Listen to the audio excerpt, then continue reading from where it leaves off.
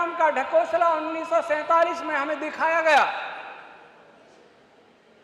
आज भी आजादी महोत्सव 75वां, घर घर तिरंगा,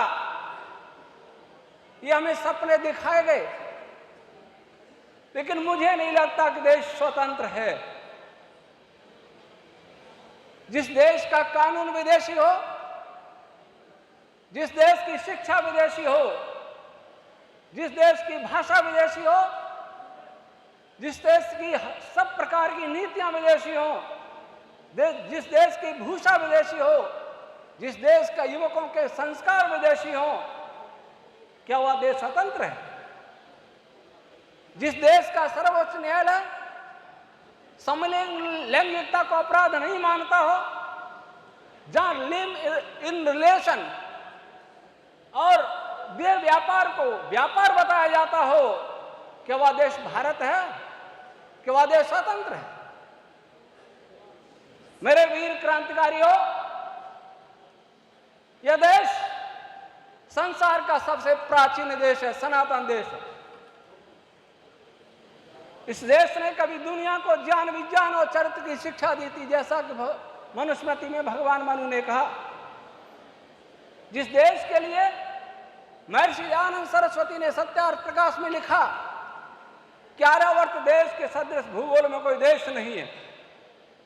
जो पारसमणि सुना जाता है, वो पारसमणि दूसरा कोई नहीं, आर्यावर्त देश ही सच्चा पारसमणि है। इसलिए इस देश को लूटा गया। अभी भाई सुनील जी बात कर रहे थे राष्ट्र और संगठन। मैं कहता हूं राष्ट्र है ही नहीं। राष्ट्र उसको कहते हैं जिस देश में राजा होता है, और राजा उसको कहते हैं जो अपने चरित्र, अपने ज्ञान और न्याय से देश को प्रकाशित करता है। भीष्म पितामह ने महाभारत में कहा है, राजा रंजनाथ, राजा वह है जो प्रजा को आनंदित करता है। क्या आपको लगता है इस देश में लाल बहादुर शास्त्री के बाद कोई राजा आया है? आज लाल बहादुर शास्त्री होते तो वर्ल्ड ऑर्डर की चर्चा घोषणा संसद में न की गई होती, लाल किले से घोषणा नहीं की गई होती। हमारे देश के माननीय प्रधानमंत्री जी ने कहा वर्ल्ड ऑर्डर आके रहेगा, और हमारे माननीय सांसद तालियां उसी प्रकार बजा रहे थे जैसे लॉर्ड क्लाइव के जीतने पर एक मूर्ख भारतीय तालियां बजा के उसका स्वागत कर रहे हैं।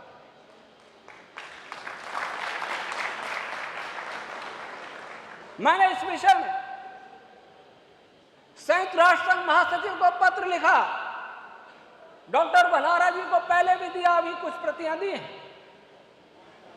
जो एजेंडा 2030 है उस पर मैंने प्रश्न उठाए हैं। उसमें जो सपने दिखाए हैं, उस सपनों का एक एक करके पर्दाफाश करके कहा है कि आपका एजेंडा संसार के सभी लोगों को गुलाम और दुखी बनाने के लिए, रोगी बनाने के लिए। आपका एजेंडा संसार के सभी छोटे विकासशील और गरीब देशों को मिटाने के लिए है। क्या आपका एजेंडा विकसित देशों की भी सामान्य जनता को मिटाने के लिए है? और उस पत्र की प्रति सेना के कर्नल के कहने से मैंने विश्व के 200 देशों को भेजी, राष्ट्राध्यक्षों, भारत के महामहिम राष्ट्रपति से लेकर के हर एमपी को भेजी, लोकसभा या राज्यसभा, हरियाणा, राजस्थान, गुजरात, दिल्ली के सभी एमएलए को मेल किया, लेकिन डाक से भी भेजी। कई मंत्रियों को, प्रधानमंत्री, राष्ट्रपति, सारे भारत के मुख्यमंत्री, राजस्थान के सभी कलेक्टर, एसपी मौन क्यों हैं?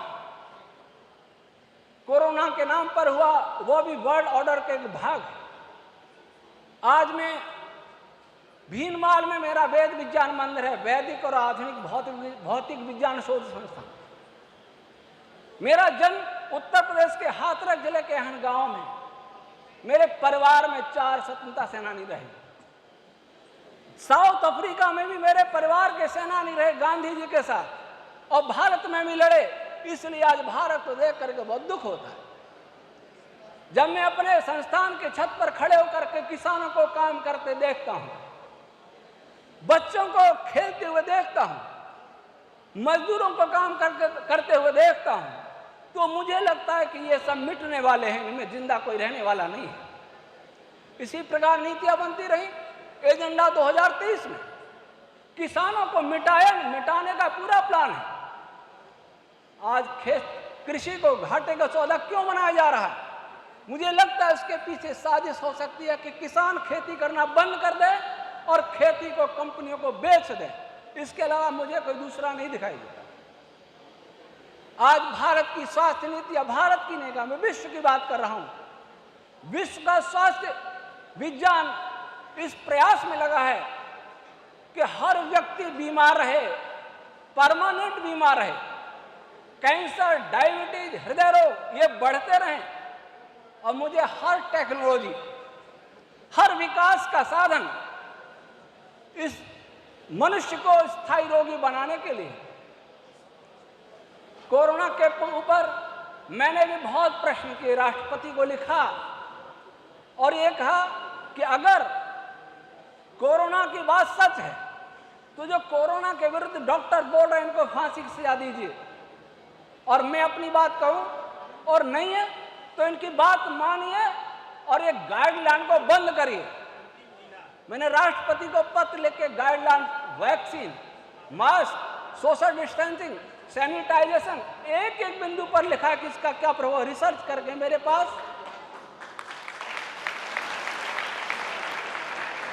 400-500 पृष्ठ के दस्तावेज हैं और मैंने लिखा सरकार को, मेरे पास हैं, आप उत्तर दीजिए। और मैंने अभी लिखा कि दुनिया के, मैं मेडिकल साइंस का व्यक्ति नहीं हूं, मैं फिजिक्स का हूं। हमारे माननीय प्रधानमंत्री जी जिन वैज्ञानिकों पर गर्व करते हैं, वे वैज्ञानिक फिजिक्स के नाम पर जो मूर्ख बना रहे हैं, मैं और मेरी टीम के प्रश्नों का उत्तर दे दे वो वैज्ञानिक, तो मुझे भारत सरकार चाहे जो चाहे दंड दे दे। इससे अधिक मैं सरकार को क्या लिख सकता था? सरकार मौन रही। वैक्सीन के लेटर पर मेरे पास जालौर के जिला अधिकारी का फोन आता है, क्या आपने वैक्सीन के विरोध में कुछ लिखा है? मैं हाँ लिखा है, आप उत्तर देंगे? बोला हाँ बोलिए, आपको शिकायत क्या है? मैंने कहा एक लाभ बता दीजिए, एक लाभ वैक्सीन से ये लाभ है। तो उन्होंने मुझे कहा कि आप कौन बोल रहे हैं? मैंने कहा मैं वैदिक साइंटिस्ट बोल रहा हूं। तो कहते सर हमारे बस की बात नहीं। ये क्या हो रहा है? किसके बस की बात है? राजस्थान सरकार का फोन आता, राजस्थान संपर्क पोर्टल से, आपके परिवार का निस्तारण कर दिया है। क्या किया? नई गाइडलाइन जारी कर दी है। मैंने कहा मारने के लिए की है या जिंदा रखने के लिए की है? वो कहते हैं ऐसा कैसे बोल रहे हैं, तो जवाब दीजिए। वो मौन हो गए। फिर राजस्थान संपर्क पोर्टल से फोन आना ही बंद कर दिया। अभी जो लंपी स्किन बीमारी हुई, क्या मानते हैं ये प्राकृतिक है? इसको भी फैलाया गया। हम लोग गायों के बल पर जीवित रह सकते हैं, इसलिए अब के गायों को निशाना बनाया गया है, हमारी कृषि को निशाना बनाया गया है। महर्षि ज्ञान कहते थे किसान राजाओं का राजा, इस राजाओं का राजा आज सबसे दुखी है, सबसे शोषित है। मुझे प्रसन्नता है कि राजाओं का राज आज संगठित हो रहा है। मुझे प्रसन्नता है जनता सरकार मोर्चे के तले आप एकत्र हुए हैं और एकत्र होने की आवश्यकता है। आज राष्ट्र नहीं है, राजा नहीं है, ये राष्ट्र गुलाम है और आगे और भयंकर गुलामी आने वाली है। इसलिए आप संगठित हो और आगे और अपनी संख्या बढ़ाएं। हाँ, इतना मैं अवश्य कहूंगा, अराजक तत्व संगठन में नहीं आने चाहिए, अराष्ट्रीय तत्व संगठन में नहीं आने चाहिए, सरकारी संपत्ति को हानि पहुंचाने वाले, हिंसा करने वाले तत्व नहीं आने चाहिए, तो आपकी ताकत बढ़ेगी। जनता, लोकतंत्र जनता की सरकार है, लेकिन जनता यह सबसे दुखी है, सबसे दुखी। वर्ल्ड ऑर्डर को रोकिए। अगर वर्ल्ड ऑर्डर नहीं रोका गया तो आप जीवित नहीं रह पाएंगे। आपकी पीढ़ी आपको धिक्कारेंगी कि हमारे पूर्वज कैसे थे जिन्होंने फिर गुलामी को रखा। एक वर्ड ऑर्डर लेके आया था मुगल, तब यहां के क्षत्रियों ने लोहा लिया, मरे भी। एक वर्ड ऑर्डर लेके आया ब्रिटेन, जिसमें लाखों लोग शहीद हो गए। अब ये 30 फिर वर्ड ऑर्डर आ रहा है। क्या हम देखते रहेंगे? क्रांतिकारियों ने किस लिए खून बहाया था, क्या हम कभी विचार करेंगे? इसलिए मेरे भारतीय भाइयों बहनों, आप जागिए, नहीं जागे तो सोने वाले के साथ परमात्मा भी नहीं देता है। ईश्वर आपको शक्ति और सामर्थ्य दे, हम संगठित हों और अपना आचरण संयमित रखते हुए। मैं तो एक काम कर सकता हूं। देवेंद्र बल्हारा मेरे से मिलने आए थे, आप भी आए थे। मैंने कहा था 2 मिनट, देश स्वतंत्र हुआ जैसा भी हुआ, उस समय हमारा देश इसके लिए तैयार नहीं था कि हम अपना कानून, अपनी शिक्षा ला सकें। मैं जानता हूं, मेरी मान्यता है कि राष्ट्र अगर रेलगाड़ी है तो शिक्षा उसकी पटरी है। अगर शिक्षा को नहीं बदला गया तो आप कोई भी नेता लाइए, पटरी उधर, कोई भी ड्राइवर लाइए, गाड़ी वहीं जाएगी जहां पटरी गई है। मैं शिक्षा बदलने का एक आधार तैयार कर रहा हूं।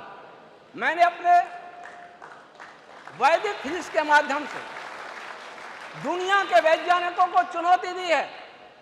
नोबेल पुरस्कार विजेताओं को अभिभूत किया है, अनुत्तरित किया है, उनका लिखित प्रमाण है। भारत सरकार के अधिकारियों को कहा है कि अगर सरकार मेरी बात माने तो थ्योरेटिकल फिजिक्स में भारत सुपर पावर बन सकता है। तो आप जानते हैं बीएसटी के अधिकारियों ने मुझसे क्या कहा, जो जी ग्रेड साइंटिस्ट हैं, क्या आपके पास तो बहुत नॉलेज है, लेकिन क्या करें, सिस्टम अनुमति नहीं दे रहा आपको कुछ सहयोग कर सके। तो क्या भारत स्वतंत्र है? मेरे एक वीडियो ब्लैक होल पर क्या कहते हैं वैदिक फिजिक्स, नासा के नाम से फोन आए, गालियां मिली, रशियन स्पेस एजेंसी के नाम से फोन आए, चाइना स्पेस एजेंसी के नाम से फोन आए, पुलिस में शिकायत की। पुलिस ने स्पेशल ऑपरेशन ग्रुप को शिकायत रेफर की। परिणाम क्या निकला? परिणाम यह बताया कि कॉल विदेशी थे, लेकिन किसने कौन थे, कहां से आए, ये कंपनियां बता के नहीं दे रही। क्या यह भारत स्वतंत्र है? जहां कंपनियां सरकार को यह भी नहीं बताए कि कौन गाली दे रहा है बाहर से, जो वेद को गाली दे रहा है, मेरी वैदिक फिजिक्स को गाली दे रहा है, मुझे गाली दे रहा है, कैसे मान लूं कि भारत रह गया है? इसलिए आइए, मैं आपका बहुत बहुत धन्यवाद करता हूं कि आप इतने लोग इकट्ठे हुए, आप में संगठन है और संगठन रहेगा तो कुछ हो सकता है, बिना संगठन के सब बिखर जाएगा। ईश्वर आपको संगठित रहने की शक्ति दे। ओम शब्द।